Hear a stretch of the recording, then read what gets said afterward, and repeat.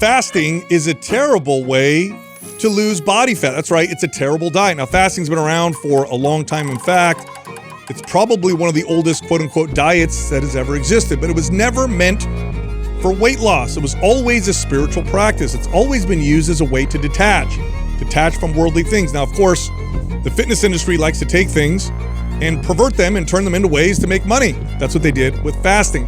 And the truth is, it's a terrible way to lose body fat. You know, it's interesting that you went this way, because I kind of feel like this is what we're kind of seeing with the Ozempic movement right now. Yeah.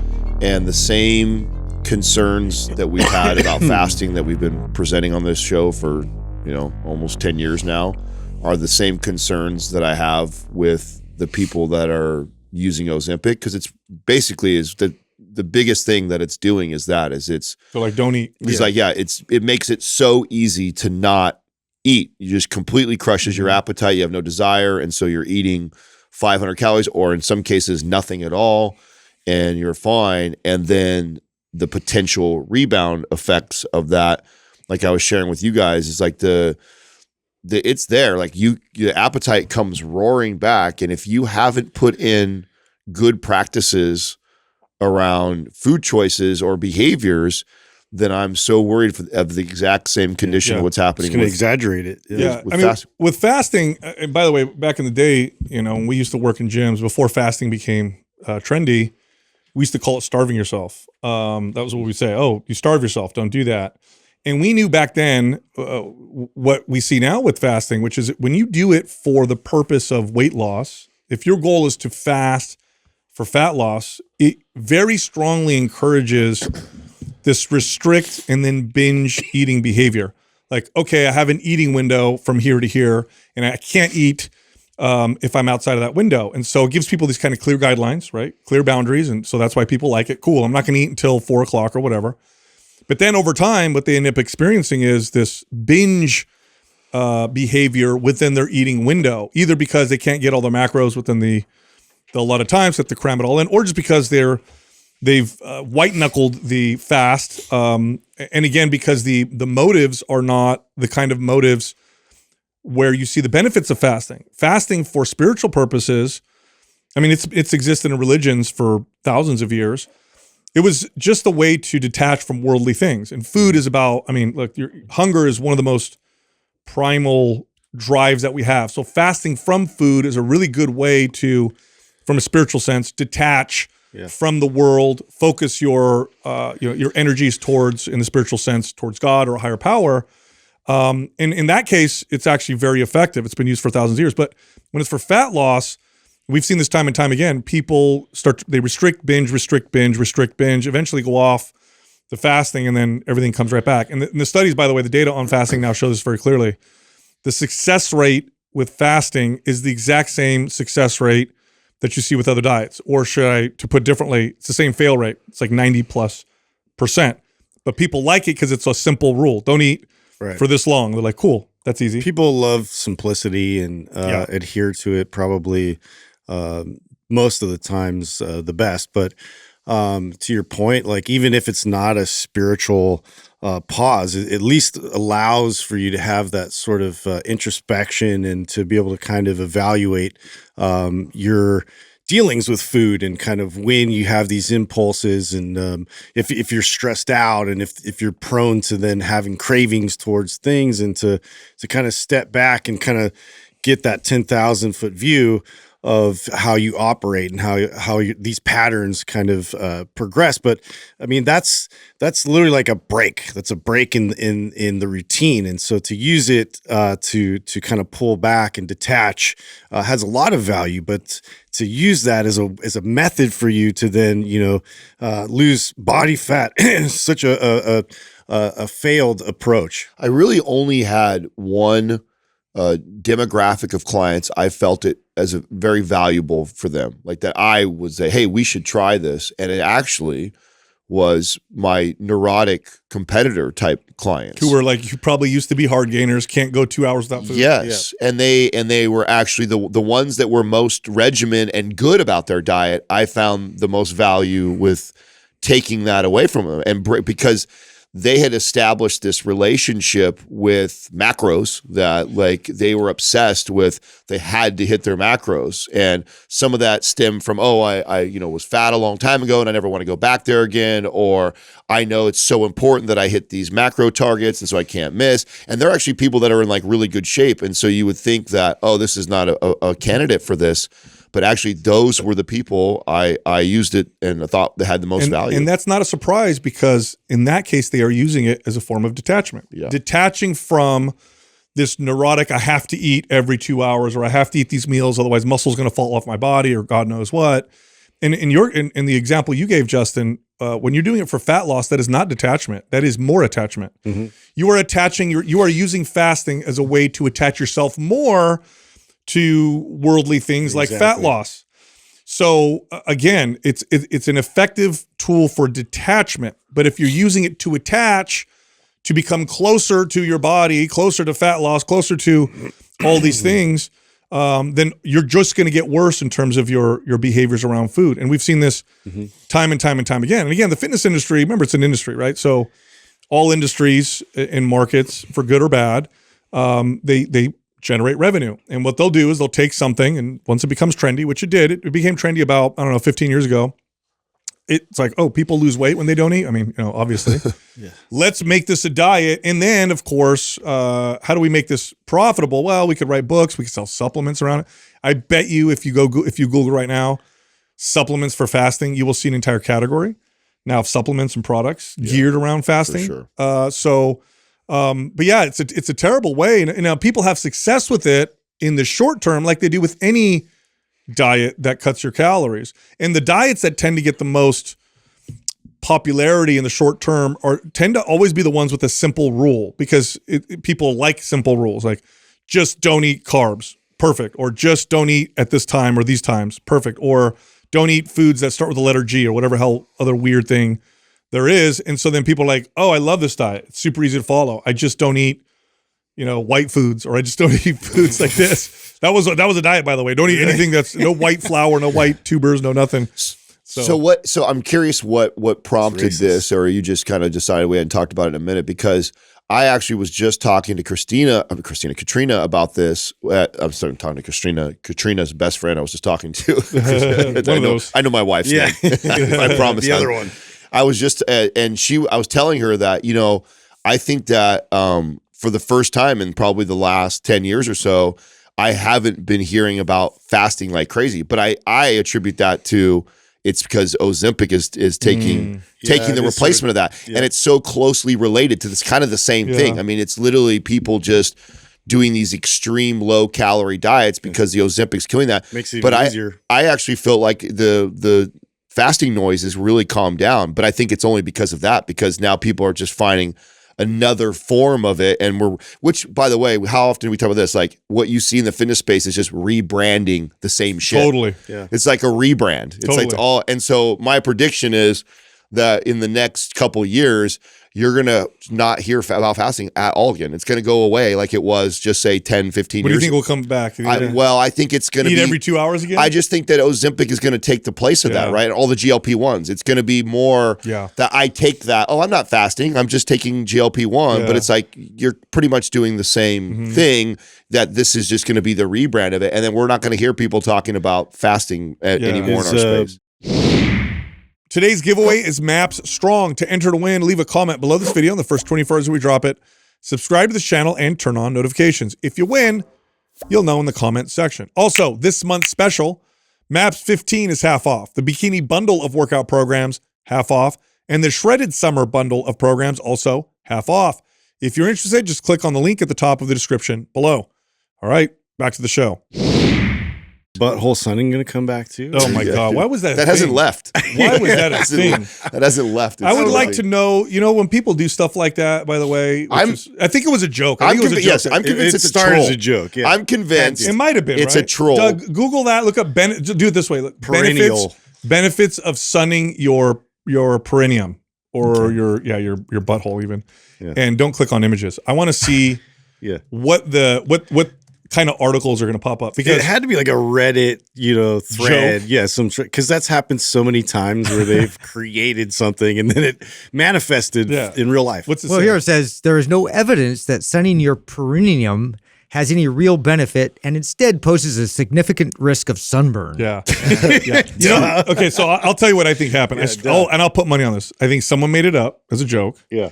And then influencers who would love any reason to show a picture of themselves spraying their butt cheeks in the sun. Because that's literally like some of the most narcissistic people in the world. The level of narcissism. Dude. Oh, it's insane. So, here I am, guys, look at me half naked. And it's just wonderful. Oh, let's all get together. You guys want to get together? Yeah. And then we can put our buttholes, what's weird about that too is like there was a cult. It was like an alien cult out of out of France, right? And like I was like, oh wow, they actually have like cults over in Europe too. This is great. You thought that was an American thing? Yeah, I just thought it was like we're the only weirdos that have all these cults. The original cult started in Europe. What are you talking about? Yeah, I know. I haven't heard about like an alien cult in Europe. I thought that was pretty interesting. But anyway, so their whole thing was like they tried to remove shame, and so like the leader like convinced everybody, yeah, you get naked, but you have to show everybody like your butthole. Like it's like the most vulnerable thing. Right. And so it was like very much like pushed on these people. How people can't see that there's like the leader is a pervert. Yeah.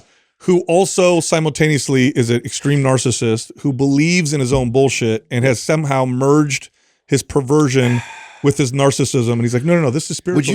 Would you show me your butthole? But I mean, would you say cults are on the rise, the decline, or are we level? I think they're on the rise.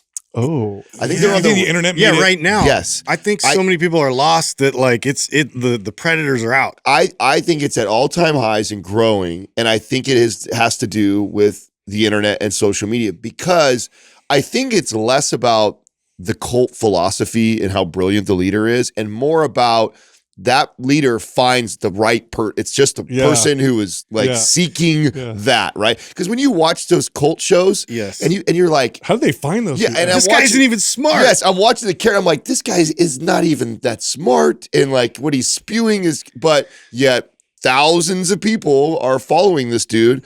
I just think that it's like you don't have to go very far to connect to 1,000 people that if you fit the things you spew was just what somebody was seeking or searching for. And it's like, it's music. And then you can gather them all together. You know what I was thinking about, in fact, around cults and stuff like that? In fact, I was actually thinking about this the other day, is I feel like it's evidence of the existence of God. I really do. I think cults are great evidence for the existence of God precisely because it proves that humans are made wired. We are wired to worship something there. Yeah. We have to worship. In fact, they found a gene. You guys know this? They found a gene. I mean that. Within this, they call it the God that gene. supports your point of which we've heard. I think Bishop Barron probably said it to us first, and I know you've repeated it many times, which is that whether you like it or not, you worship something. Yeah, we're value based. Yeah. Like you're going to like your actions. And will people, show. by the way, every time we say that, people get so mad. People get so offended by it. Listen, here's what I like. My reply to people is, what defines worship? What you say or what you do? Yeah, it's your actions. And every action you take is based off of a value. So I turn left because it's better than right. I pick this shirt because it's better than another shirt. I like this food over that. At the top of that is your top value. That's what you worship, bottom line. Yeah. And if you don't purposely choose to worship something good, then it's typically something that's not great. Yeah. And it's typically what they say, money, power, pleasure, Pride, or honor, or otherwise fame. Anyway, we're talking about sunning. I got to tell you guys, Juve pre-workout, amazing. Amazing.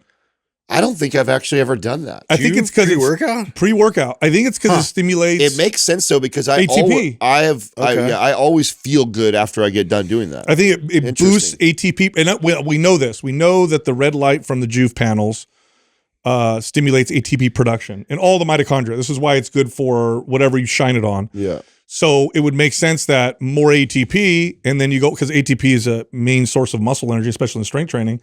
So, Juve light and then go lift, and then you get crazy pumps. It boosts nitric oxide. Look it up, Juve boosts nitric oxide. Obviously, we have an audience that have a lot of Juve lights. I'd love to hear the feedback because as long as I've had it and used it, I don't think I've ever intentionally did it before a workout. Because typically I shower and then I do it after. That's just kind of a way I just sit in front of it, dry off, kind of hang out. I don't think I've ever thought like, oh, let me do this and then go lift and see how I feel. Now I really want to try that. I love the audience to give their feedback, the ones that have the Juve Light, to hear what. I mean, you could try it If people- specifically on a body part you're going to train. Yeah. Or the large panels, of course, shine on your whole body. I had a funny conversation with Ethan about that because he was asking me all about like ways of he's learning about testosterone and obviously like he's going through that process right now And he where wants everything's more. changing. He wants more. Well, he's just like, Dad, like what, what's the significance? And like, and then of course, yeah, it's like, how do I increase? And I told him about lifting weights, eating, good and recovering and having good sleep and all that stuff. But I was like, and I think he was asking me about supplements. I was like, well, there's this one way you can do it too, that, have a red light panel over there. Like you just, walk in front of that butt naked, put your balls in front of it. And, And he's like, shut up, Dad. things happen. He's like, yeah, right. And I'm like, no, seriously, like there's a lot of study and like scientific relevance to this. And it's like, it's legit. And he's like, no, like does not believe me. Yeah. But, hey, if you go up to the red light and you see like a weird like imprint on what the hell? I'm like, you could bring it in your room. Like, I don't have it in my room. Wipe it down each time. It's because the red light gets on the lighting cells, and then it stimulates the lighting cells to produce more testosterone. Yeah. So whatever cells the red light hits. By the way, for people who are like, this sounds crazy, that's what I thought too when they first told us. And then I looked up the studies. They go back as far as the 1970s. There's a lot of studies. They go back as far as the 1970s. It's established science. Google it yourself. Red light therapy, or how does red light affect cells of the body? And really, literally what it does, it tells the cells to produce more ATP. It literally turbocharges the mitochondria. I mean, so you shine it on your head, you grow more hair. You know how legit it is because almost every professional sport team now has invested in it. Yeah, they all have recovery rooms now that use things like cryo, infrared. Like they're all using. The biggest thing I would tell the audience to be careful of, and I just actually had a family member that I had got like a new mask one, that because they have these mask ones that you can wear too. And because the science is so good, because it's been around and established forever, and it's continued to grow in popularity and more people are aware of it now, that also opens up the opportunity for the scammers and the bullshit stuff. Yes, because there's certain wavelengths and types of red light. This is a type of thing where you don't try and save $1, because you're like, oh, I found it over here for your skin. A tenth. Well, not only that, you just get a not going to work. You just get a bullshit painted red light. Yeah, it's like a stoplight. Yeah. That's and so people need to understand that it's not like it's a bulb that's just painted red that you're getting this. Like it's a specific wavelength that's produced, and they're not cheap. And they're not cheap. They're actually really expensive, and that's kind of how you know. And Juve isn't the only brand that is legit, but it's one of the few that is legit. They use the exact red light that's used in studies. They don't veer off of that whatsoever. And there's a lot of like hokey bullshit that's out there. Totally. My brother bought a hat, dude. He bought a freaking baseball cap with it inside. I'm like, come on, dude, that's not real. and by the way, way before he got even ones that aren't fully. So we went down the rabbit hole when I was talking about this, because I was telling them because they thought, oh God, are you going to tell me this is a bunch of bullshit? I said, no, actually red light therapy has incredible benefits. And I said, I think it's smart that you're putting it on your fit, but let's look up the actual, and we actually looked up the bulb that this company was. Yeah. And it was, I want to say it was 1/4 the effectiveness of what the Juve bulb. So it's like, I mean, think about that. You would have to spend 4 times the amount of time in front of it to get the same benefits that the Juve Light is. And it had everything to do with the power of we looked into all the, and so, I mean, that's the thing too. So you might find one that is quote unquote legit, and it's not a bullshit bulb, but it's a much lower quality. And so now you have something that is producing 1/4 the results as the one that you would pay, say, double the price for, but now you're spending 4 times the time in front of it just to try and you're wearing a mask. Yeah. The whole time. Dude, I got to tell you about this. I think this guy's going viral, but I've never heard of him before. And I would love for you guys got to check this guy out. His name, and I hope I say his name right. His name is Dick Proenneke. Maybe Doug, you can look him up. This is a real name. Yeah, bro. Have you guys ever heard? So you've never heard of this guy? I haven't. Okay. No. Neither have I. Neither have I was on Facebook and the reels were up, and I saw this old video, and it's this narrated video of this guy who built his own cabin. He lives on his own. He's fishing. He's showing how he's preparing for the winter. And I'm like, what? And then because I spent time on it, of course, I get more in the algorithm. So then there's another video that pops up. And then this is him right here. He lived in the wilderness. Maybe Doug, you could look up his, the Wikipedia. He was an American self-educated naturalist and a conservationist. He lived in Alaska by himself. Can you click on that to see what What's it a says? conservation? What is that? Like they believe in conserving nature. Oh, Like, yeah. okay. Living off the land. Only. So, Oh, yeah. Okay, how long do you live alone for? 30 years. 30 years in the mountains of Alaska in a log cabin that he made himself. by himself. By himself. He hunted, fished, raised and gathered his own food and had supplies flown in occasionally.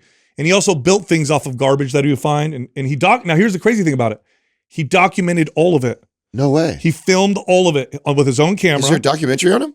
There's tons of videos on him. I didn't know that. Yes. So he was, and now some of these videos, he's in his 70s. He's a 71-year-old man. Wait, I know where's Twin Lakes? I know where that's at. Where's that? That's Alaska. that is Alaska? Yeah.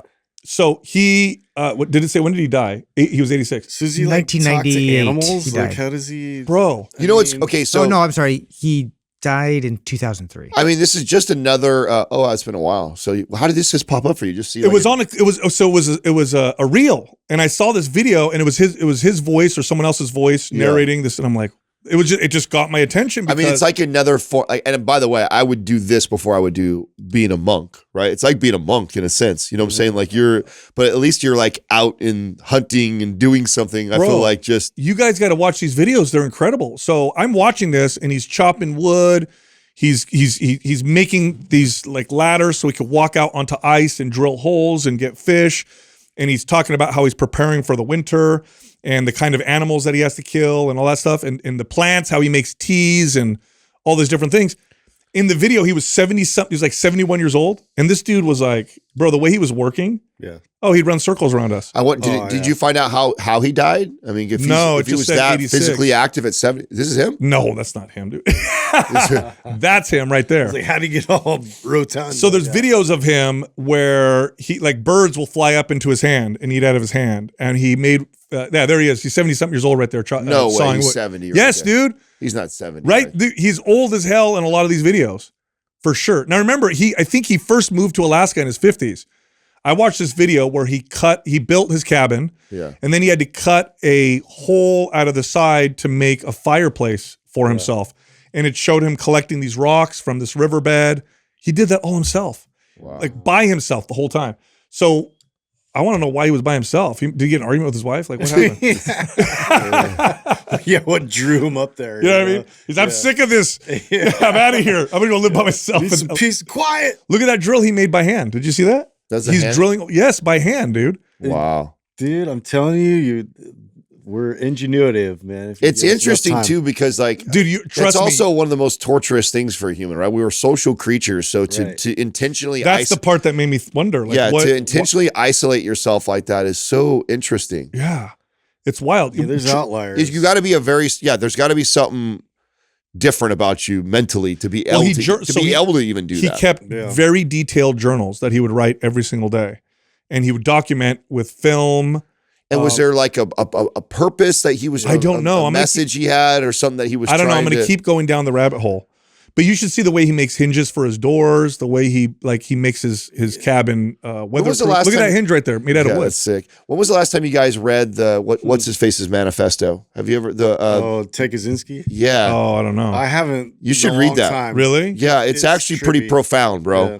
What he wrote, and of course, because he was such an awful person, we don't talk about him, and we don't. Obviously, no one's going to highlight anything positive about him. What do you predict? Like what would happen with tech? Like literally where we're at. Like literally, like everything with the tech and the way we are with our social environment. Like it's pretty. Maybe Doug can find like a highlight or like a cliff notes of it or something like that, and you'll see some bullet point. I bet somebody's done that. I got to check. I bet somebody's pulled the. Yeah, you should definitely read it. I wonder. I've read it before, and I was like, I can't believe we don't talk about this. Like, but it's because of who he is. Of course. So of course you don't want to say that he had any truth to. That's right. Like exactly. Nobody, because that'll be. In fact, someone will probably get pissed off from me even saying this right now.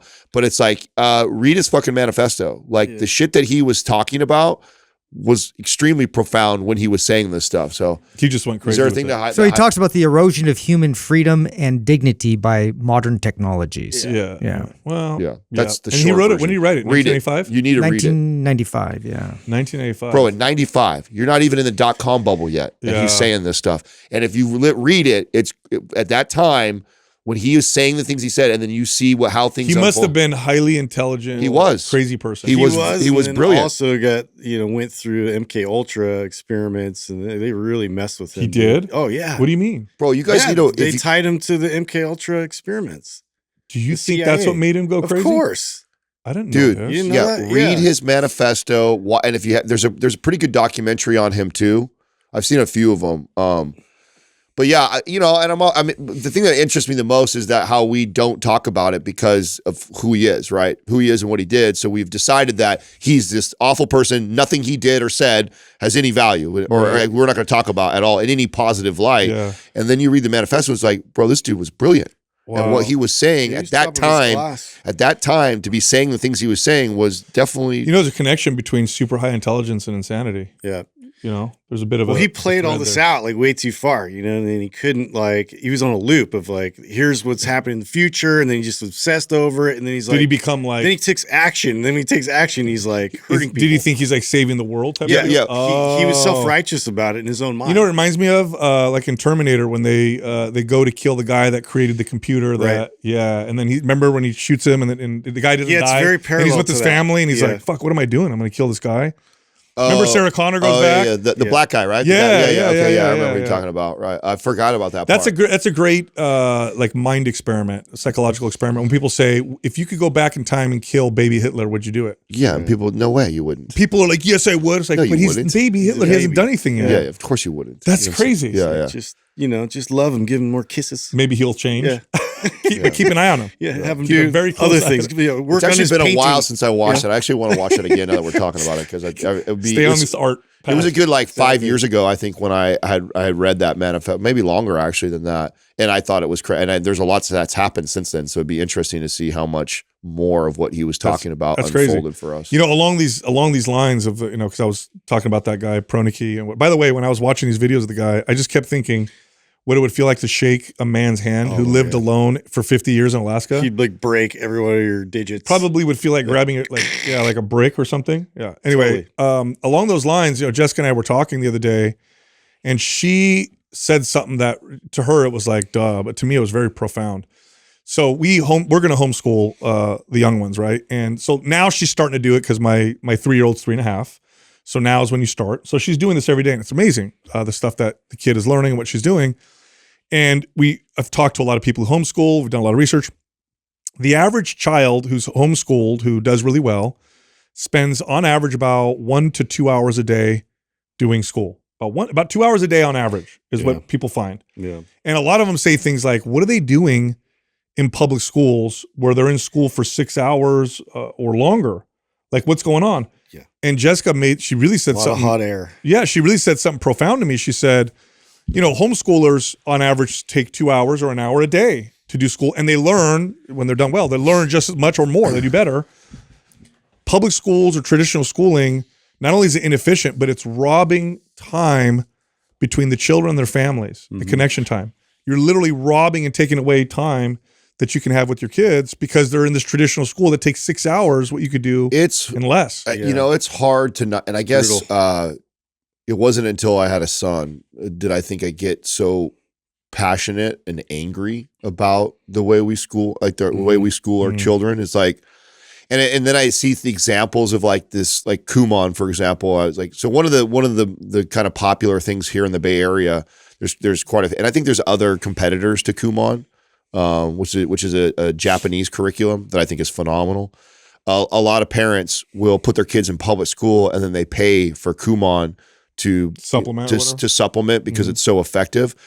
But the thing that I find that's so crazy is how effective it is. And in fact, the way that the teacher teaches you to teach your kid, because you have a lot of at-home stuff, as she says, encourage him to do a lesson a day. But if he's not interested after 5 or 10 minutes, stop it. Don't even do it anymore. And then when he is, it's a waste of time. It's a waste of time. So they basically have this if he's not engaged, he's not doing it, you don't even push the issue. You let him stop. But then when he's in it and doing it, and if he wants to do 2 lessons, 3 lessons, encourage it and do it. That's how kids learn. And it's wild. That's so how kids learn. How effective that is. How minimal time we have spent in this curriculum and how much progression I've seen in his learning And it's like, this is just one subject and 2 days a week that I spend an hour at most, spending with him doing this. And it's just, God, how inefficient is the system right now? It is crazy inefficient the way we educate kids today. It's wild. A lot of it is designed, people will get mad when I say this, but a lot of it is to mirror the work schedule of the parents. So you know why kids go to school so damn early? Because that's when mom and dad got to drop them off so they can go to work. Because the data on that shows that kids do way better when they start school much later. But nobody wants to pick up their kids that much later. Or especially, they don't want the kids to be in school less time because it's less funding, et cetera, et cetera. So the whole thing is just, it needs to get totally revamped completely. But at the very least, it's like, man, how much time your child is away from family, from you, from connecting with and they're just doing this thing that a lot of kids just don't. Man. It's funny. When I was a kid, you guys too, it was normal for kids that hate school. Oh, you hate school? Yeah, you're supposed to. Yeah. Nobody likes school. I don't want to go to school. You're not supposed to. Now think about that. Wait, what are we doing? Wow. We're making our kids do this thing that they absolutely despise. Aren't you supposed to enjoy learning? Yeah. Well, what are we doing? I mean, you guys are kind of reminding me of, I just watched this documentary last night with Courtney, and she kind of pulled me in because she's into these like special cases, like documentaries. And this one was about like medical malpractice, but specifically about child protective services and how this one hospital had, and the head doctor had used this as a way to like run this kind of scheme and hustle in terms of like classifying it as child abuse when in fact it wasn't child abuse. What were they doing? So the main case was this girl who had like a condition that was unknown, and she just had pain, just crazy pain, and they're trying to throw all these pain meds at her, and it wasn't really sticking until her mom was actually a nurse. And so her mom was a nurse, and then her dad was a fire chief. And so these were like really upstanding people. And she has a brother and everything. But like, I guess she, through this process, like researched and found that treatment for this special condition that they thought it could be was ketamine therapy. And so back then, like ketamine therapy, very like fringe, you know, very much not like accepted by a lot, but like she actually had a doctor approve it, and then had her apply this to this girl, and had like amazing results. Like throughout the next year, like completely fully recovered, was able to walk again, because like the pain was so crippling she couldn't even walk. It must have been neurological. It was very neurological, yeah. And so, anyways, like the whole thing is like, it's the most tragic story I've heard. So it's because it was unapproved or whatever, but even though it worked, they put child protective services on. So she came back, like I guess she was in need because it wears off over like a year or whatever, like of the treatment. And so she came back to kind of try to get it prescribed again, and went through the system. And the head doctor of this John Hopkins hospital basically like classified it as abuse, because this was like a scheduled drug, right, and all this kind of stuff. And they were like, no, here's the doctors. And they tried to bring in the doctors that had recommended it, but they all like counseled, and she overruled these other doctors and basically like kept the child in the hospital and just said, no, we're going to treat her with all these other pain meds. And anyways, the whole time she basically prevented her parents from ever even visiting, like completely removed them from custody. Oh my God. Like, and the whole time her daughter's like deteriorating in the hospital by herself, like can't see her for months and months.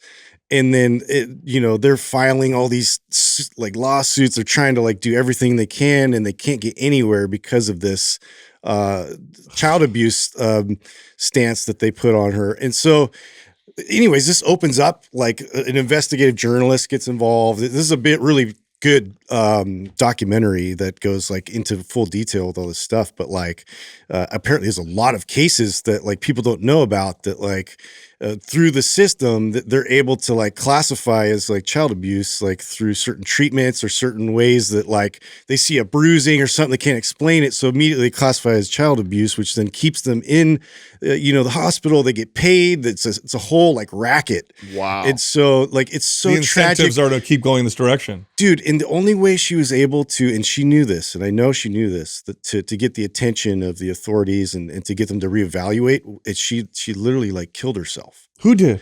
The mom. Oh, And it was just like, oh my God, I fucking lost it, dude. I was like, dude, this is that would make that. See, something like that would push a father to go into the hospital, guns blazing. You're Right. giving my kid. right. You're giving me back my kid, or else. Yeah. So I Wow. was unaware of like, that being an option, like this being an abused part of the system. So that What was a weird. Sometimes it's so weird. Things are so weird. Sometimes, had they said that she needed to go on medication to block her hormones because she wanted to change her gender, they would have been fine.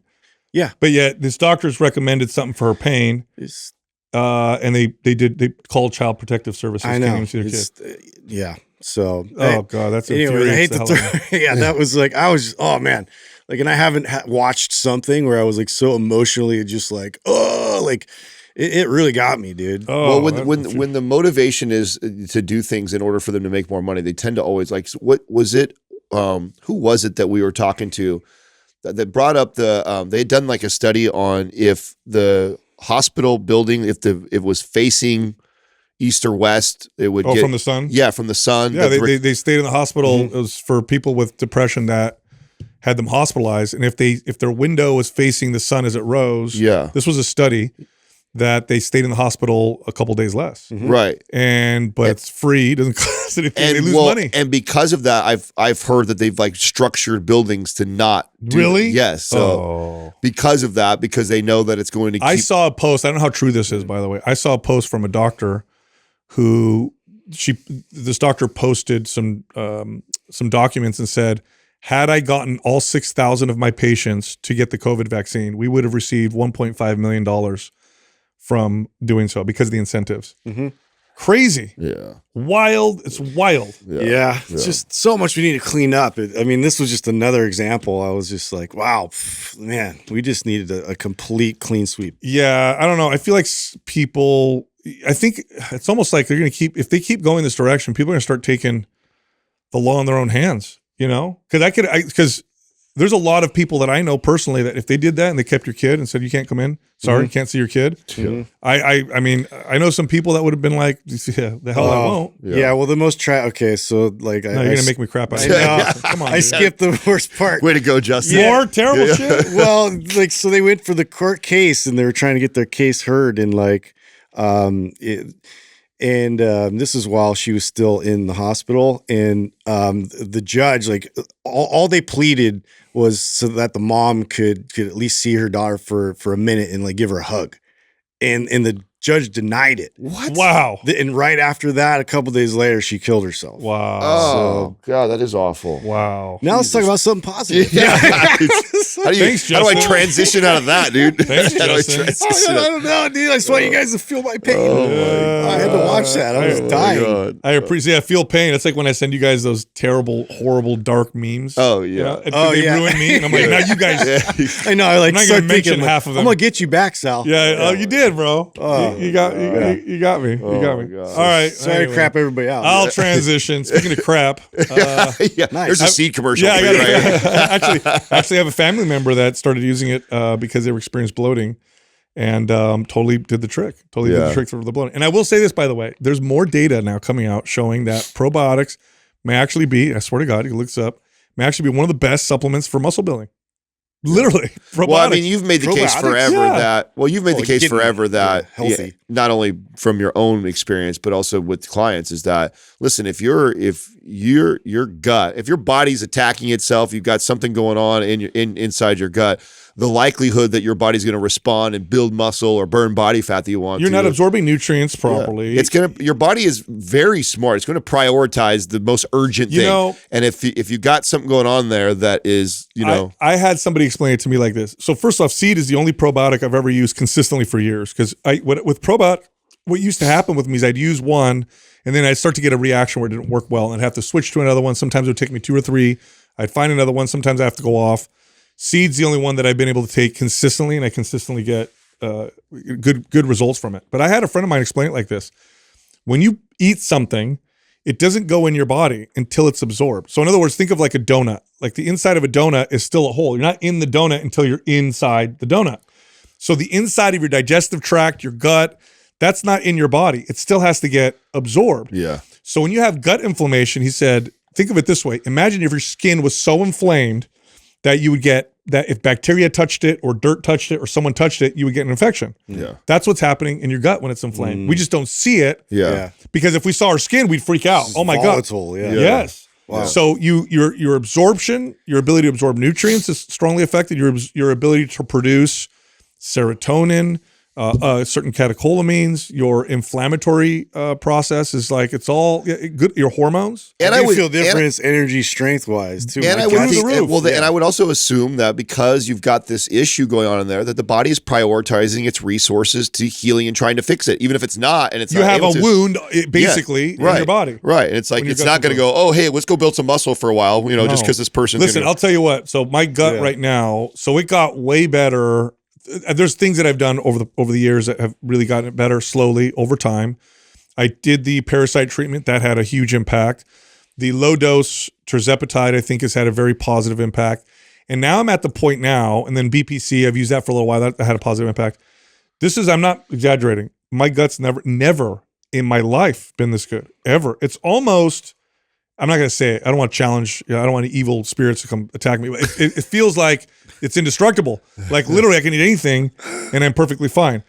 My workouts are on another level. Like it's so different because my gut is so good. Like everything I eat, I absorb and I use. I imagine too that you feel that way too because you've gotten so used to what it feels like to not feel good. And you've it's not like I'm superhuman. It's like this is the way I'm supposed to be. You know what I mean? I was so under that for so long. So and again, and I'm seeing more of like scientists who like people like Andy Galpin and whatever.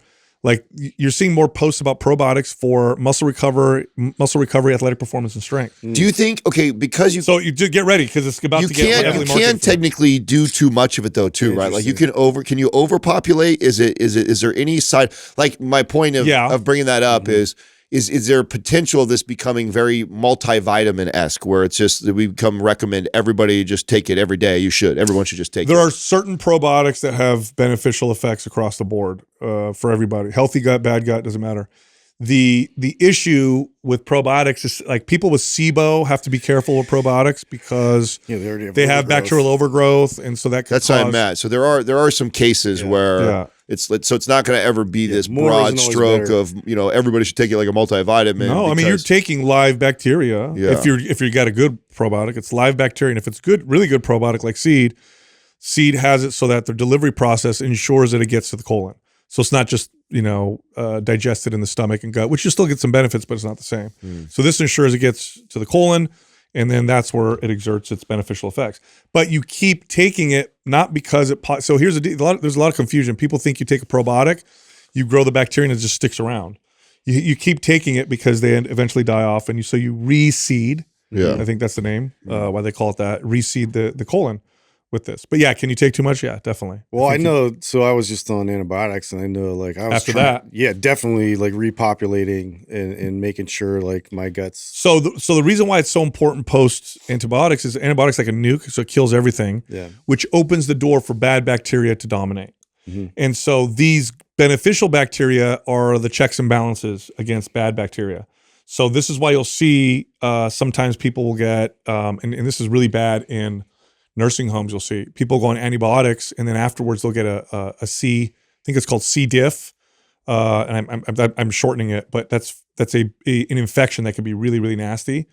Or people can get like a fungal infection on antibiotics because now the fungus takes over because bacteria fight, kind of keeps the fungus in check. So sometimes people will notice more things like athlete's foot and stuff like that. Yeah, but probiotics keep all of that in check. So you got to keep doing it. Anyway, I want you to tell me about these Chinese police who are reparking cars. I've seen this note up here for a while. Like, what is it? It's either going to be that or your prison energy drink. But yeah. Oh yeah, you get that. I see that note, yeah. I saw that one a long time. The Chinese reparking, the police, they have this pretty interesting technology. So it's basically trying to think of like, not like a drone. Well, I guess like a drone, but it drives underneath the car. Okay. And it locks around the wheels. So it like kind of like hooks around the wheels, lifts it up a bit. And then they have this all with like remote control. And so what they're doing is like, if the car is parked illegally, in front of whatever, say building, and it's like an emergency spot, instead of just giving them a ticket or waiting for a tow truck, like the cops will actually like repark it across the street into a parking space. Oh, that's cool. Which is like, yeah, it's almost like, we tow cars, so what's the difference? Yeah, it's way nicer than the way we're handling things here. So wow, that's actually kind of cool. Instead of just booting it, they're actually like moving it. Oh yeah, look out at of that. the way. Dan, the wow, it's pretty. Isn't that cool? That's really cool. Yeah, I don't have a problem with that no, at all. No, I know. It'd be. What's interesting is the tech to be able to lift the car so effortlessly with such a small piece of machinery. Yeah. I mean, that thing just like scooped it up. It'd just be cool to have that. Look how small it is. It's tiny and it's so thin. Know what? Like, where are the like, how does it have? Especially if you have a big warehouse. That much power. You know what? What a great, Adam, you just made me think, what a great thing to have in the private market for if you have a lot of cars, you want to park them tight to each other or whatever. Yeah. You stack them all. You like, could just park them super easy because that thing turned to 360. I mean, the way they made that, like, of that, is it really that easy? That was wild. I know, it looks like it. I don't know. I guess interesting. I would get one of those to park my cars and get them close to each other, squeeze in more space, Yeah, that's really cool. All right, I'll tell you about the prison energy drink. It's not that big of a deal, so I haven't brought it up. But there's these viral TikTok videos of people showing how people make energy drinks in prison. So, hey, at least they're going a healthier route. It's not what's it called in prison? The alcohol. What's it called? There's a name for it. What's it called? Where they ferment like something juice or shit what do they call it? They call it something. There's a name that they call alcohol. I don't know. Made in that. But so with this energy drink, all it is Pruno. Pruno. There you go. Oh, Pruno. Yeah, that even sounds terrible. I know. No thanks. They take. I think they take soda. And then they take Jolly Ranchers, they crush them up, they break them up, mix them in there so they make it real, real sweet. And then they use Folgers instant coffee. That's where they get the energy from. And they mix it in there. And so people on TikTok are making their own versions of this. Oh, my God. And everyone's like, it's kind of good. Oh, my God. I can't believe I haven't seen that yet. Yeah, dude. Folgers going to make a comeback.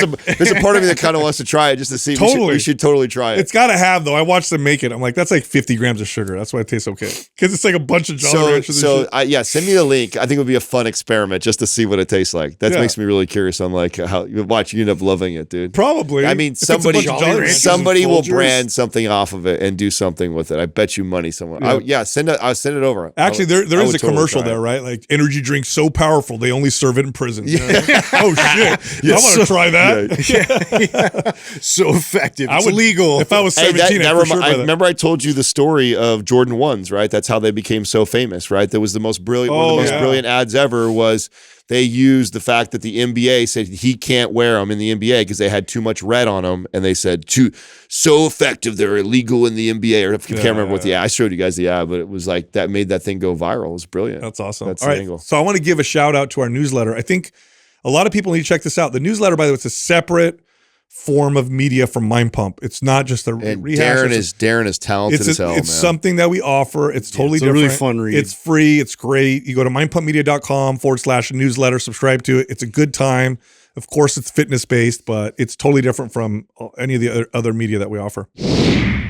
LMNT is an electrolyte powder, no artificial sweeteners, no sugar, that has the right amount of sodium and electrolytes to fuel your workouts, give you better pumps, make you feel much better energy. This is especially important for people who eat a diet that is very low in heavily processed foods, and especially if you're on a low-carb diet, you need more electrolytes. Go check them out. Again, they're the best electrolyte powder you'll find anywhere.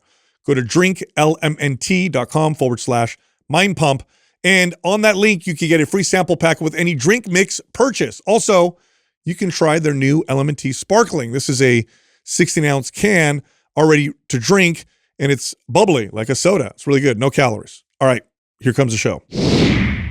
Our first caller is Rachel from Washington. Hi, Rachel. How can we help you? How you doing? Hi. Thank you so much for taking my question, because I'm sure you get it a lot. It's about vegetarian protein, but just thank you so much. So I wrote it all out to try and be as succinct as possible.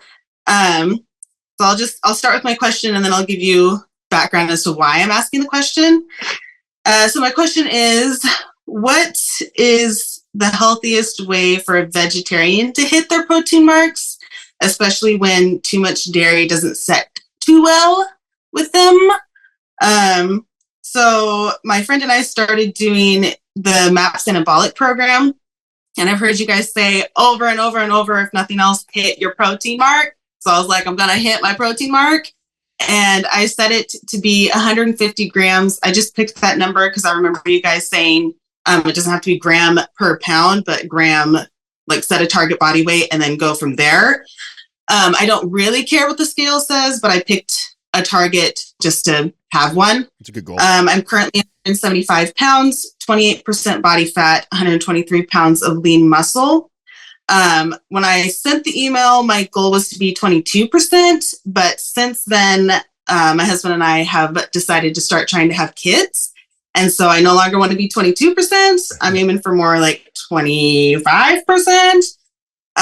Basically, I want to be the healthiest that I can be before having a kid. And I really want to build the muscle now to make it easier for afterwards to get back to where I want to be. So to hit 150 grams, I was eating a lot of dairy, and I love dairy, but I was eating so much of it that it was stopping me up a little bit. And I switched to pea protein, but that was also not pleasant because that was making me really smelly. And so I'm just trying to find like a good something. I don't know if I'm missing something. I ate a lot of tofu. I wrote out what I was eating if you wanted to hear that. But basically a lot of tofu, a lot of dairy, and either vegetarian meat, which is really processed. I don't love eating a ton of it, but it was getting me to my protein, or protein bars, which it was to get to protein. So that's my question. Okay. Great question. All right. So I've worked with a lot of vegetarian. Now, can you do eggs and fish, or neither those are off also? I do eggs. I don't do fish, but I eat eggs, cheese, milk, Okay. all that kind of. So there's a few options you could do. So what's happening is you're having issues digesting the protein, obviously, that you're consuming. Now, with dairy, you could try lactose-free whey protein, if that helps. If it doesn't, then it's probably just dairy in general. So that's me. So regardless of the lactose, I just can't do dairy. Eggs or egg protein or egg whites, they come, oftentimes you can buy liquid egg whites. Some people don't have issues with that. Other people also have digestive issues with a lot of egg. Here is the easiest in terms of digestion protein that I've ever used for people who tend to have issues with dairy and other, common food intolerance type of proteins. Collagen. Collagen protein for a lot of us is very easy to digest. It also tastes really good. So I read in here in your email that you just can't bring yourself to eat animals. But if you were to have a protein made from collagen, would that be okay? Or is that also off the table? Is that like a powder? It is.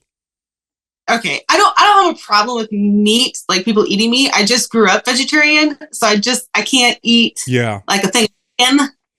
But if it was in a protein, in a powder form, I don't think it would mess me up. Yeah. I don't know. Cool. Yeah, I haven't tried. Okay, so Paleo Valley makes a bone broth protein, chocolate flavored, and I've never had a protein powder that is as easy to digest as that one. It's a very low on the list of intolerances. In fact, collagen type protein or bone broth is often recommended to people who have digestive issues. That's how easy it is to digest for most people. So I would do that. I would also try adding digestive enzymes to your high protein meals. Just because you might have made a big leap. What was your protein intake before you tried to hit 150? Do you have any idea of like how big of a jump it was? I don't, but the amount of stuff that I had to add makes me think it wasn't super high. I've always eaten a lot of tofu, but you can only, I mean, a whole pack of tofu is 40 grams of protein. So I'd have to eat a lot of those to get to 150. Do you have a certain meal that's more challenging than others? Do you notice if you have certain meals that are more difficult, like breakfast, lunch, or dinner? Which one's hardest for you to get protein? Dinner. Dinner. Just because I packed it all in I love eating, but dinner is just hard to get the next step of protein. So another option too is to do like beans, quinoa, and eggs, like making that in bulk and like adding it to a meal, because those things tend to complement a lot of different foods. And so those they're all protein rich. And this is kind of similar to maybe the advice you've heard me tell people that can't get it in the morning time, is like adding your dinner to your breakfast, like scrambling it with eggs. I find like eggs, beans, and quinoa are, higher in protein, and they tend to mix well with whatever it is you're eating. And so adding that to the dish will help bolster the protein intake too. Not a bad strategy. Now, Rachel, I'll add this. If you try the bone broth protein and you try all these different options, eggs, egg whites, whatever, and you find that high protein just doesn't work with your digestion, then it's not ideal for you. And I've had clients like that. I've had clients where, aiming for a gram of protein per pound of body weight or target body weight just didn't work for them. And we would bring it down to more like 0.6 grams per pound, and then they did fine. And that's okay. The data shows it's about 0.6 to 0.8 grams per pound of body weight where you're going to get that upper limit of benefit anyway. The reason why we go 1-to-1 is because people tend to miss, and so then they'll be in there. But even if you did 0.6, 0.7, it's not like you're going to miss out. You're probably going to be totally fine. So in other words, try the advice I said, and if you still have digestive issues, don't force yourself and say, okay, well, it's worth it, because it's not. Digestive issues cause a lot of inflammation, and it'll actually take away from your progress. You're not going to get a net benefit, in other words. I also think that it might be of value for her to have branched chain amino acids on hand too, just because if the protein's low. Yeah, if she's consistently under eating it, she's already supplementing with protein powders. Here's an example of the small minority of people I would recommend branched chain amino acids, having that on hand. Now, the other thing is, you mentioned trying to get pregnant. I wouldn't aim for a body fat percentage. I would just do what you're doing. You're going to probably get down there anyway. And then supplement wise, because of your diet, I would look at choline. I would look at folic acid. I would look at creatine. Those are the vegetarians tend to benefit the most from supplementing with those as well. Oh, and omega-3 fatty acids. Those tend to make a big difference cognitively, just health-wise, longevity with vegetarians, because they're harder to get from non-animal sources. I mean, you can get omega-3s from flax, but your body has to convert it, so it's not as good. Choline, you get it from eggs, which is good. So if you're eating a lot of eggs, you're probably okay.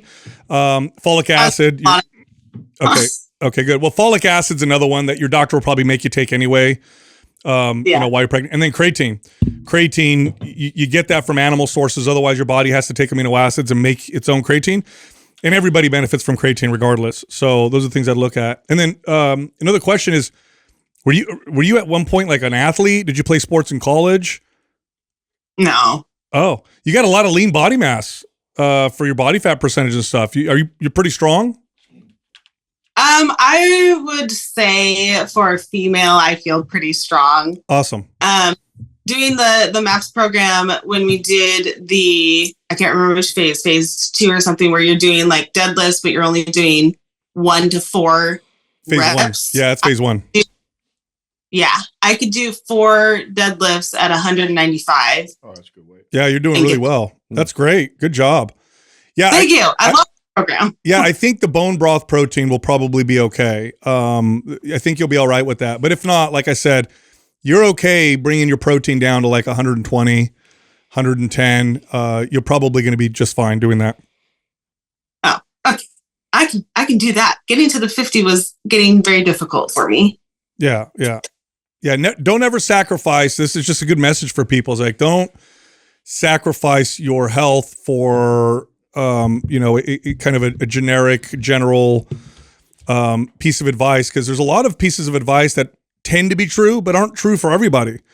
And if you're noticing issues and you're trying all these different options and you're like, it just doesn't work with me, then it doesn't work with you. Then don't push yourself to do so. Okay. I like that. Yeah, I found that I couldn't really deviate from my meal plan. Otherwise I wasn't hitting 150 unless I substituted with the bars and the everything else that you can substitute with. So awesome. I can do 100. So awesome. Yeah. Thank you so much. Can I ask one more question, even if it's not on the email? Yes. Okay.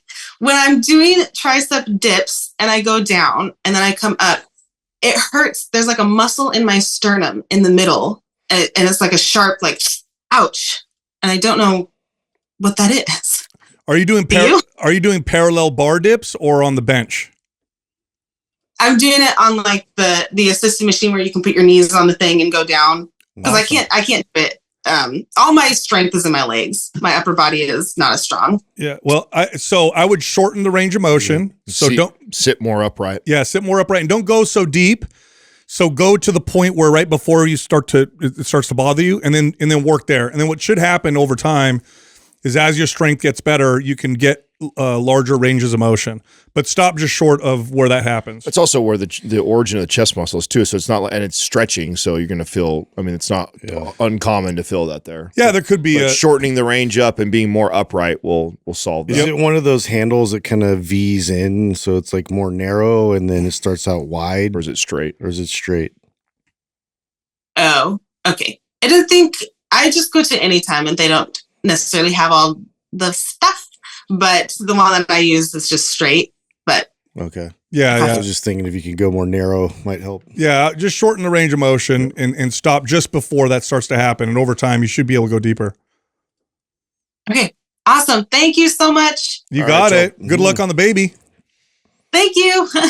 All right. Bye. Bye. I'm glad we had someone like this because we talk so much about hitting those protein targets that people like her will push past issues like digestive issues. Oh, I got to eat my protein. I got to eat protein. Mm-hmm. But if you're getting inflamed and you can't digest what you're eating, it doesn't matter. You're getting a net negative. Is the point? Yeah. I mean, this is so tough for me too, though. When I have that clients that like, I don't know, that when for health reasons, I mean, you're trying to hit this. But you're also trying to navigate around this, very privileged way we can eat today because we can decide that we don't want this, we don't want that. And it's like at some point, if that starts to impede on health, like I'm exploring every option I possibly can to try and solve that. And so we live in such a crazy time that we can have all these odd diets that we all follow. And it's like, man, if there's a certain place where you're missing nutrients, and especially if she has anything with like, hopefully she has no problems getting pregnant whatsoever. But if she did, it'd be like, man, I would want you to try everything you can. Well, the fact to figure that out. The fact that she could eat eggs, she's okay because she's going to get those nutrients. But I had a client like that who was she didn't eat eggs, fish, dairy. It was pure vegan. That's so hard. And we did everything. We worked with a functional medicine practitioner. She supplemented, continued to have issues. Finally, the conversation was, look, I know you love animals, but if you aren't healthy, you can't help anybody. That's what I mean. And so she threw in some eggs, and it was a miracle. It completely changed everything for her, and she felt so much better. I like, eggs, beans, and quinoa kind of mix with a lot of dishes. Yeah. You know what I'm saying? Like you can, so that's a way to that's a way to kind of scramble it into whatever you're already making, and that'll help boost the protein numbers. So that helps too. And like, that's what I would recommend to some of my clients that were vegetarian is like, hey, just make this in bulk. And then when you have your dish, whichever one goes more with it, beans, the quinoa, or the eggs, add it in there. And then that'll, boost it up another 10, 12 grams of protein. Our next caller is Lana from Ohio. Lana, how's it going? Hey, Lana. Hi, guys. It's so crazy. You guys are great. I listen to y'all every day while I'm working on the farm. Awesome. So, sorry, I just walked up a hill. My name's Lana. I'm from Ohio, 19, and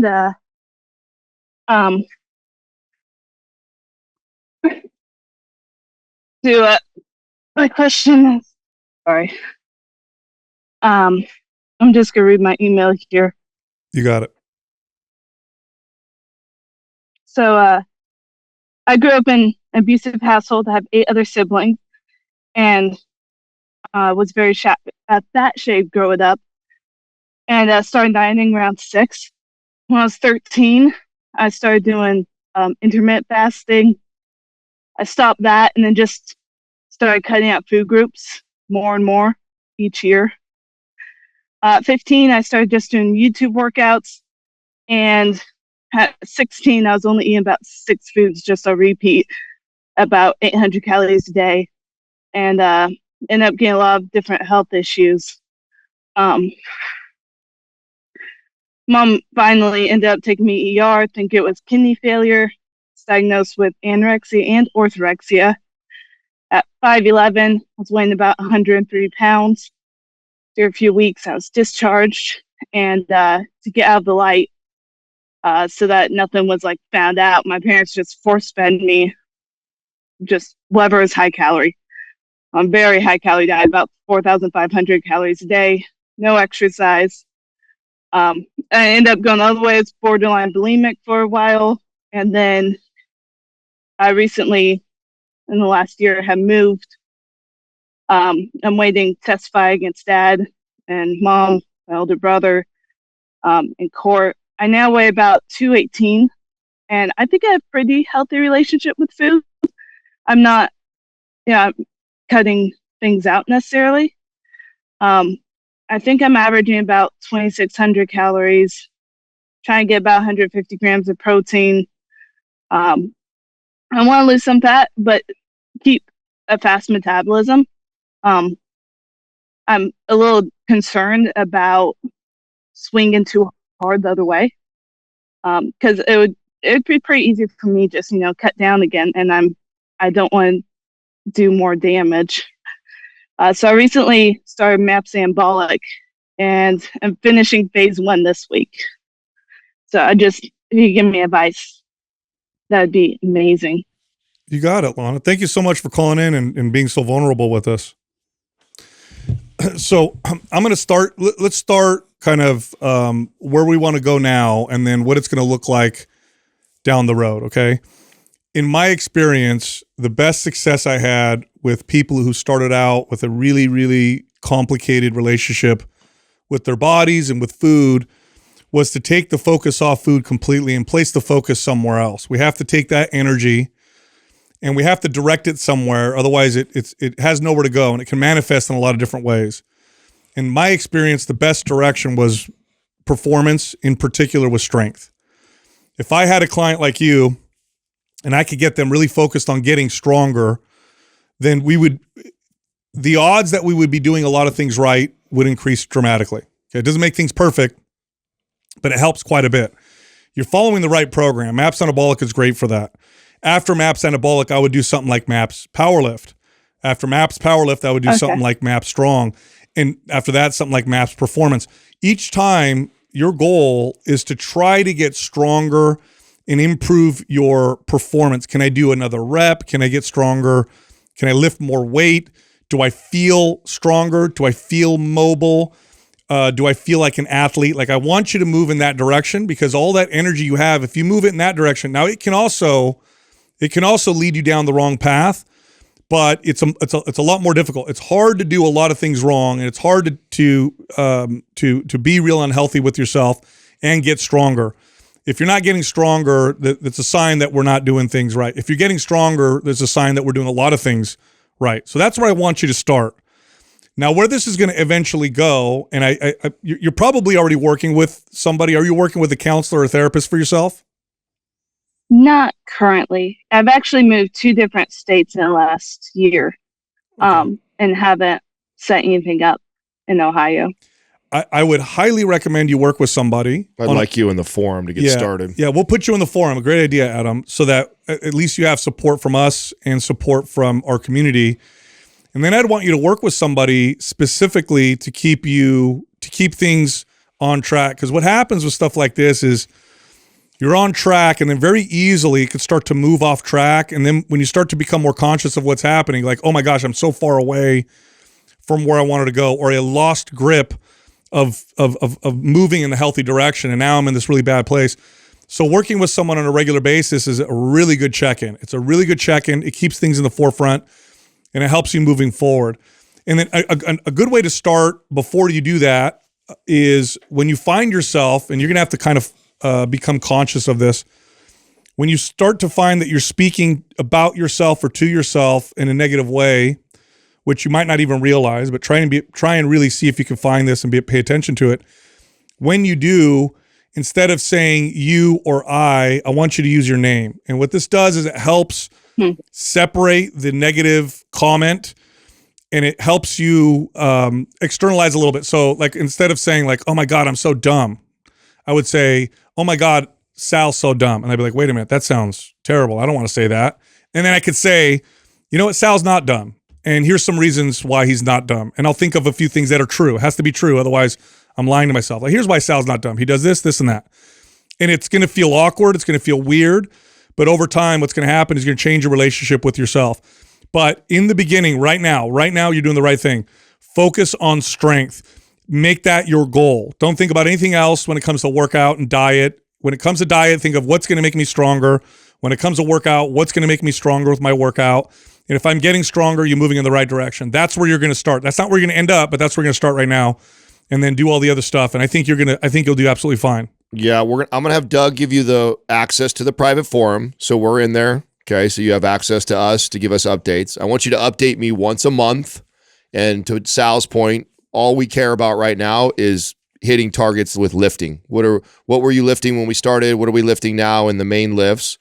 If they have any sort of rules or anything I really want you to pay attention to nutritionally right now, it's hit that protein intake like you say you already do, and avoid processed foods. That's it. You're not cutting out or avoiding anything else. Just try and eat all whole foods and hit your protein intake and get strong. And then after anabolic, we're going to follow power lift like that in itself, and checking in with once a month. We're going to head in the right direction. So let me take what Adam said. I'm going to word it a little differently. Okay. Instead of avoiding processed foods, what might help is it might help to start to enjoy the process of preparing yourself foods. So I do like doing that. Yes. So here's the difference.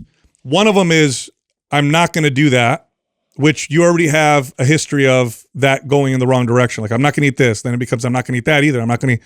So instead of saying I'm not going to, say I'm going to prepare lunch for tomorrow. Ooh, what sounds fun? What's going to be enjoyable? Play some music.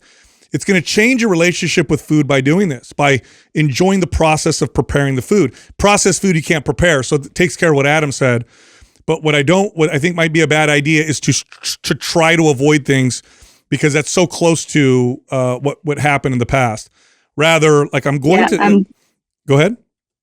I was going to say I'm definitely concerned about that, and I'm a bit of a perfectionist all in nothing, so I'm either going to go all out or not. Yeah, exactly. And, I like the idea. Tell me about preparing food. What do you enjoy about it? I used to do the shopping, meal planning, and cooking and cleaning up for my whole family when I was living with them. So it's almost like when people have their comfort foods, it's kind of like that, almost like zone out type of just prepare it. It's kind of second nature almost. I have not been doing too much in the kitchen since recovery. I got kicked out of the kitchen in recovery, so I haven't really picked it back up. Yeah.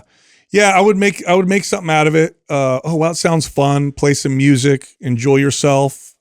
What you're doing essentially is you're caring for somebody that needs to be cared for, which is you. So I want you to view it in that way, because what you're going to do is you're going to start to build a different relationship with yourself. So if you imagine yourself as a separate person that you want to build a great relationship with, what does that look like? It looks like caring for them. It looks like preparing food for them. It looks like talking nice to them or speaking words of encouragement or being compassionate. So, and that's a process. Like building a relationship, like if you had a neighbor that you were going to build a relationship with, it would take a while. It wouldn't happen overnight. It would be conscious. So that's kind of the direction I'm going when it comes to preparing the food. Does that make sense? It does. I like the idea. I can definitely do that. Awesome. Lana, can I ask one favor of you? Mm-hmm. If you could once a month inside the forum, share a recipe that you make. So just once a month, something that you've prepared for the month that you really like, or maybe somebody else doesn't know, or that you love to eat. Share one recipe a month for us. Okay. That's our Yeah, 'cause then that's our trade. I'm kinda gonna hook you. swung I'm gonna the hook you up other for way. free. You hook me up with a recipe once a month. Okay. Cat swung the other way after I moved out, where I would, and still kind of do, just eat the same thing on repeat like all week, 4 months at a time. The same thing. Yeah. So that would definitely help break out of that. I like that. Yeah, I love like that. Plus, you'll be doing it for other people, right? People in the forum. So that'll be awesome. Yep. You know, Alana, I'm going to give you a little bit of encouragement. Here's why I think you're going to be okay.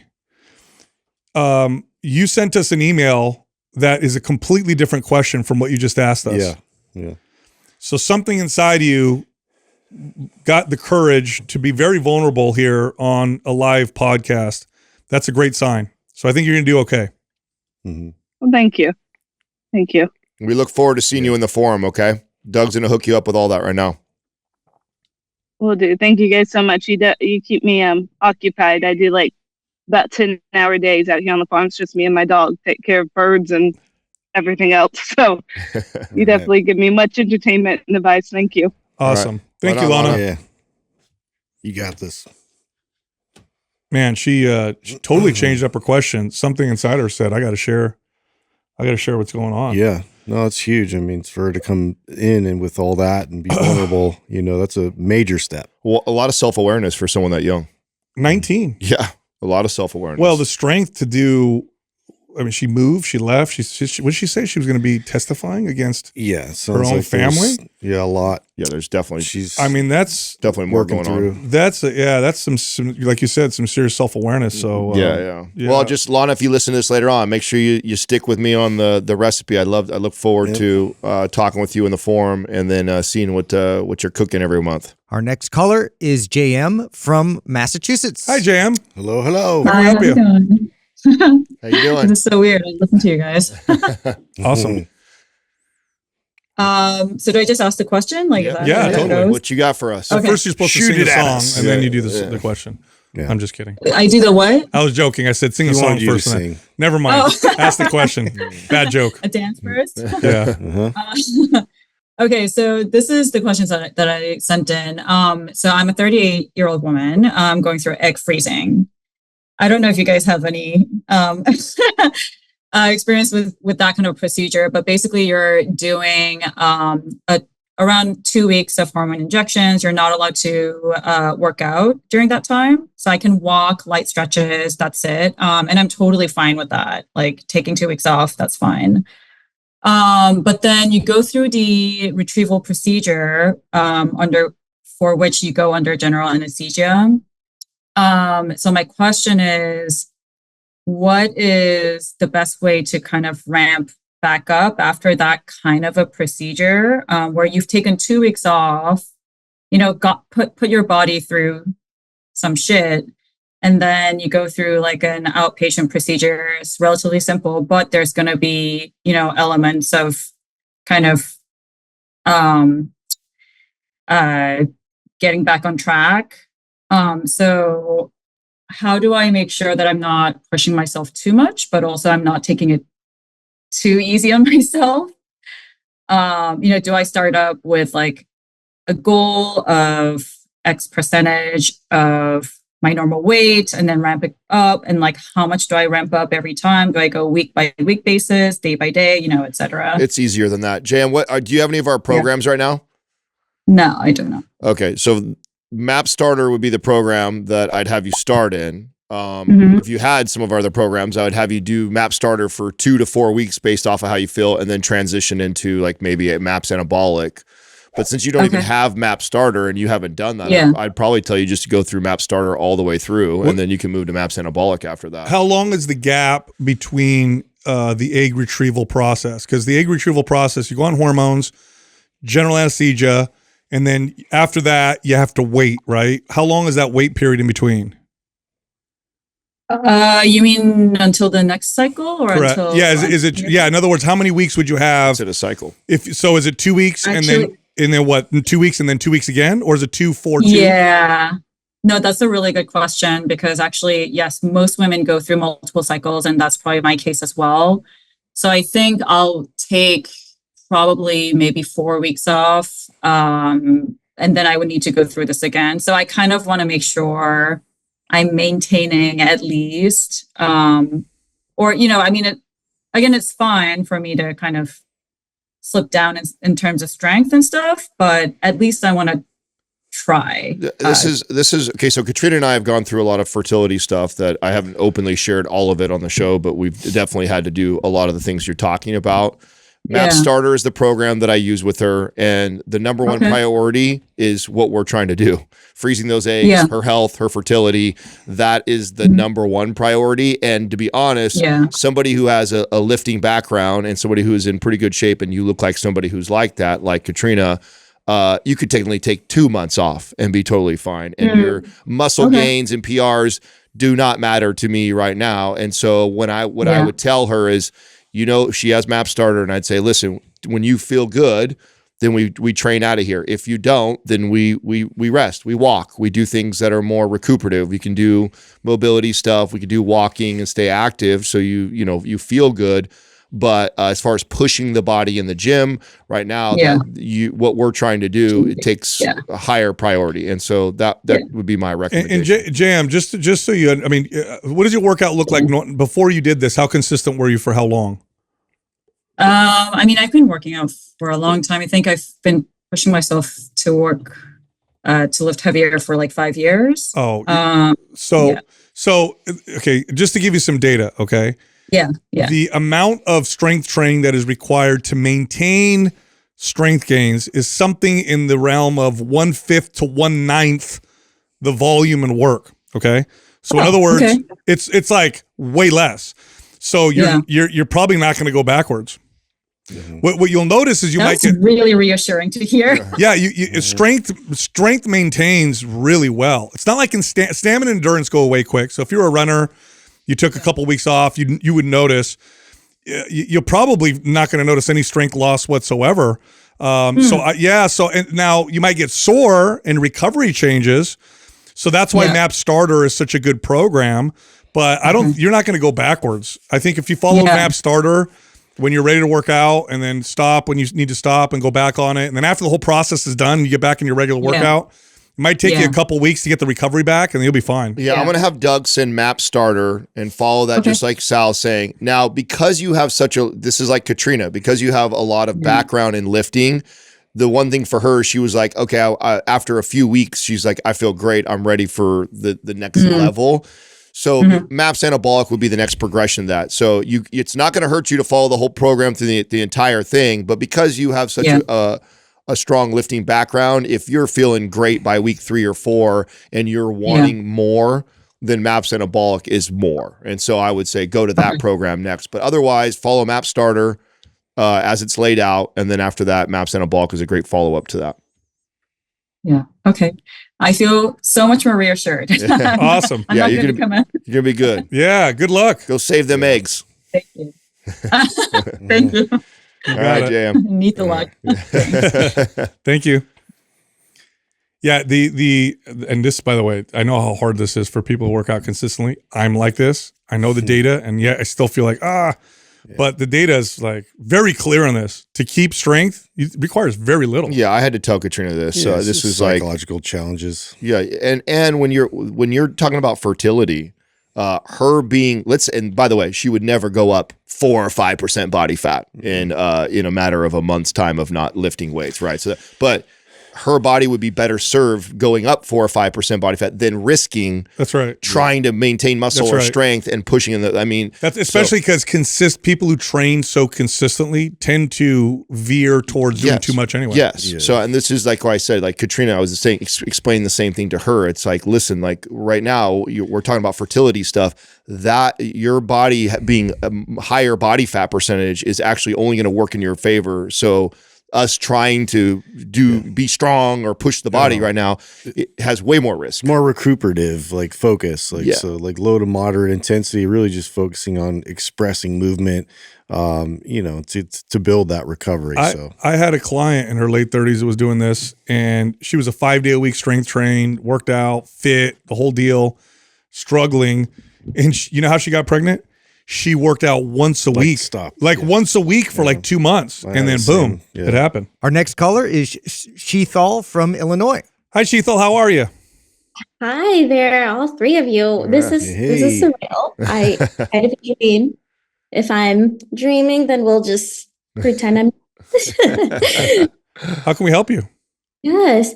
Well, I guess I'll start with my question, and then I'll go into some background, and we'll go from there. So, I'll just read off of my paper. I weigh 91.4 pounds.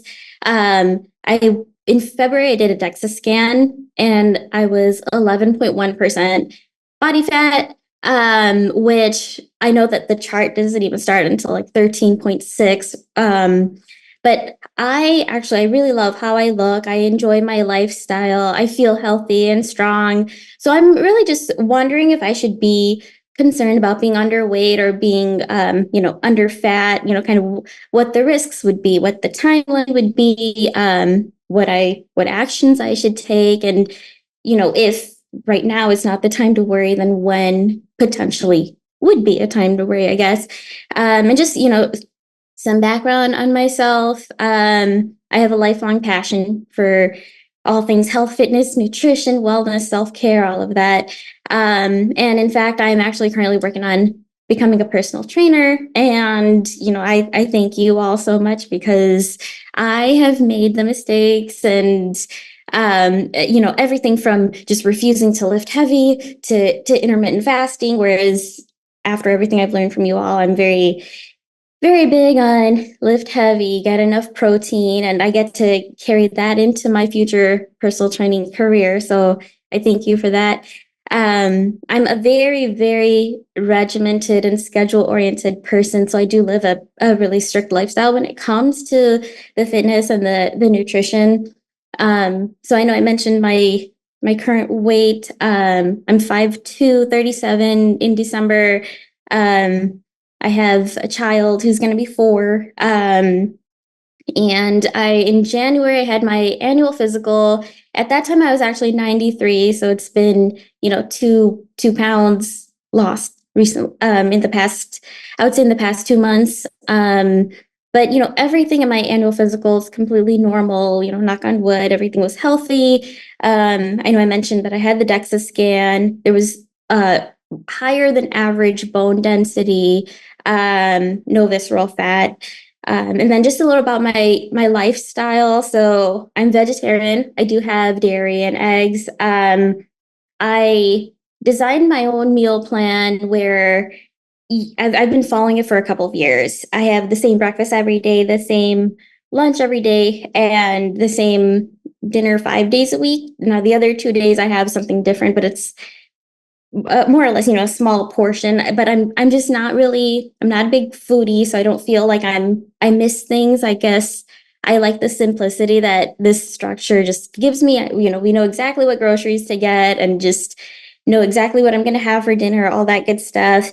And I mean, really, it's just outside of the meal plan. I don't really eat much different, even if it's something healthy. And I try to avoid added salt, added sugar, which I do aside from the 2 dinners that I have that are different. I drink a gallon of water a day, 24 ounces of milk a day.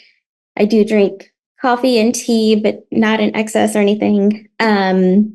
And then lastly, I'll just go into my fitness, what I do. So I, of course, as you all know, as I have a small child, the only time that I can work out is 4:30 in the morning. And, we have our own gym. And so I try to go to bed on time, although I'm a bookworm. So sometimes I'm up reading, which I know I sometimes like, hey, put the book down, go to sleep. But yeah, I mean, I design my own training plans so I lift 4 days a week, an hour each day. I have pull, push, quads, and glutes. So those are my 4-hour-long training sessions. I update my plan every month. And then on top of that, I do an hour of yoga a week. And I do run for 30 minutes a week, but that's really just so that I am able to, if someone's chasing me, I can run away from them, like that type of thing. It's not, but I do focus more on the weightlifting. And then aside from that, I walk. So I get 13 to 14,000 steps a day. And in my profession, I work from home. I have typically what I would consider a desk job, a computer job, but I stand at my desk all day. I take a break every hour to do some 3-minute exercise.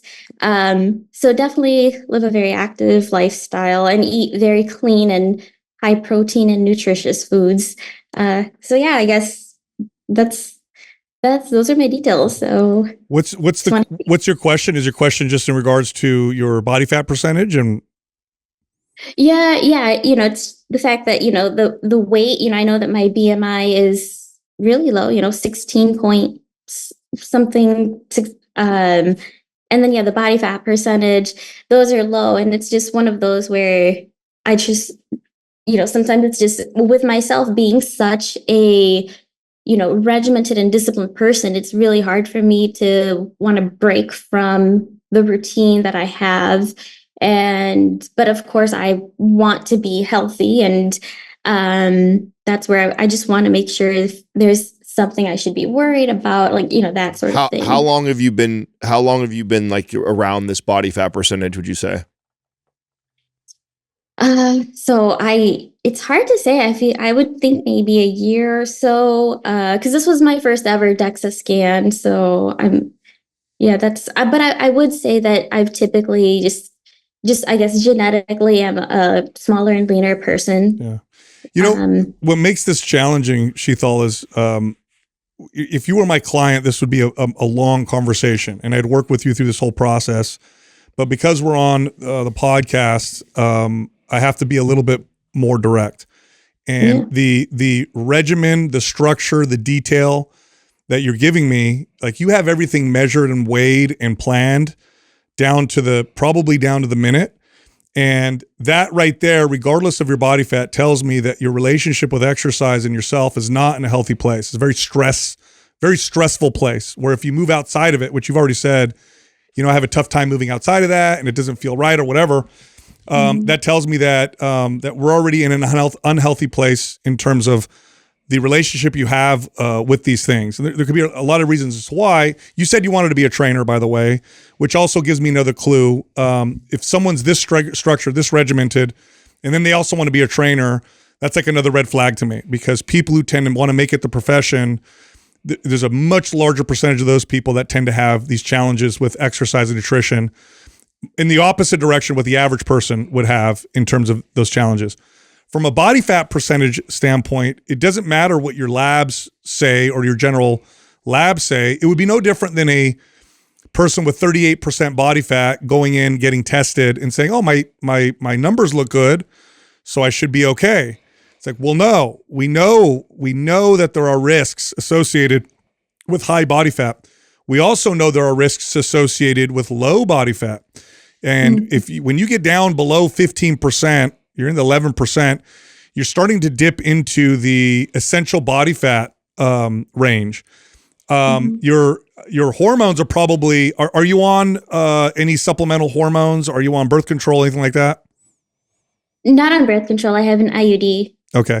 So hormones tend to get affected. And what happens when you're stuck in this is you won't see it until you move outside of it. Now, again, because we're on the podcast, I have to be very direct.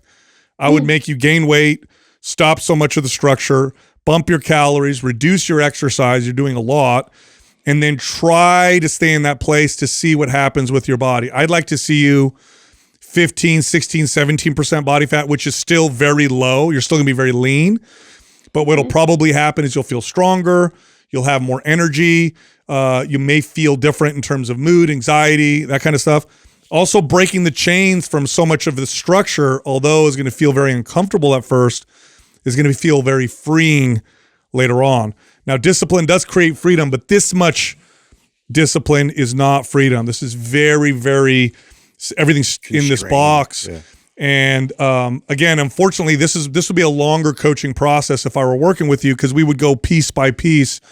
So I'm having to tell you, like, this is what you got to, this is all the stuff that you got to do. I mean, how do you feel about what I'm saying? Does it feel like you're going to hang? I was just going to ask. Yeah, are you going to hang up and be like, all that in, but, screw that guy, or Yeah. you've been listening to the show and you're like, okay, because I'm wondering if you're asking this question because a part of you kind of was thinking the same stuff. Oh, absolutely. I mean, and I appreciate everything that you say, and I'm just soaking it all in because I trust you guys. This is why I reached out to you. I was like, if anybody can, like, make me kind of just get me to really make changes, it's probably you all, because I listen to you all the time, and I'm just like, sometimes you hear what doctors are saying or this and that, and you're just like, well, how do I know? But then I guess it's just I have a lot of faith in you guys. So I know I am absorbing every word and I'm learning from it for sure. Okay. I would love, do you have any of our programs? I'd love to give you one of our programs to follow. I don't have any of them, no. Okay. I'd love for you to follow MAPS Anabolic. I think that would be a great program for you. I think I would avoid excessive cardio. You could do some walking, but for now, I would avoid it. And then I'd like to see you try to increase your strength, your strength, get stronger, and increase your caloric intake. And if your lifts are going up, you're moving in the right direction. Then you're moving in the right direction. And then here's the thing. I want you to loosen up a little bit. Can you give yourself a day or two where you're like, I'm not gonna follow a plan. I'm gonna, I'm just gonna still eat good, but you're just you're not as like overbearing with what you're doing. Maybe you start with like a day or something like that and see what that leads to. And see how it feels. And what you might notice is it swings in the opposite direction. Like, oh my God, I went crazy that day. Or you may find, I'm off. Today's my loose day, but I ended up looking exactly like all the other days. So you want it to kind of be somewhere in the middle and see if you can kind of feel yourself break free from some of those chains. Because that structure is something that you're clinging onto. And it could probably feel uncomfortable to move out of it, but that means that we probably need to move in that direction. Are we aware where that comes from? Like, do you know why you're like hyper controlling of all these things? Like, do you know where that stems from by any chance? I really don't, because I mean, I've had structure. I've put structure in my life for many years, probably even when I was, say, in high school or college, all of that. And it's not something I can necessarily pinpoint if I think back to, whether it's my childhood or anything that I've gone through, like, knock on wood, thankfully, like that's all been great. So I'm not really sure what it is that makes me feel like, okay, like I just need structure and I need, kind of like, this is how things are done. You follow that regimen, that type of thing. Have you been called a perfectionist? Oh yeah, definitely. Yeah. So this is a control issue. This is definitely a control issue where you're probably a high achiever. You probably got straight A's in high school and college and everything was really, so this is a control issue. So that's what I'm going to look at this from that standpoint. Like, can I let go of some of this control very gradually and it's going to feel terrifying. And can I just lean into that feeling and try to get comfortable with it? Because people who want a lot of control, it tends to be comfortable. Like, I can predict, I know what's going to happen. There's nothing that's outside of my normal day. So this is a control thing, and this behavior, it sounds like you've had it for a long time. Move out of it slowly, and it's going to feel so good. It's going to feel so good when you get comfortable moving out of it. But at first, it's going to feel worse. It's going to feel like you're at it, like, oh my God, I don't want to do this. So just keep that in mind as you start to move in this direction. Because you're considering going in the trainer direction, which I love that. Have you looked at our coaching program that we launched this year? Have you seen that yet?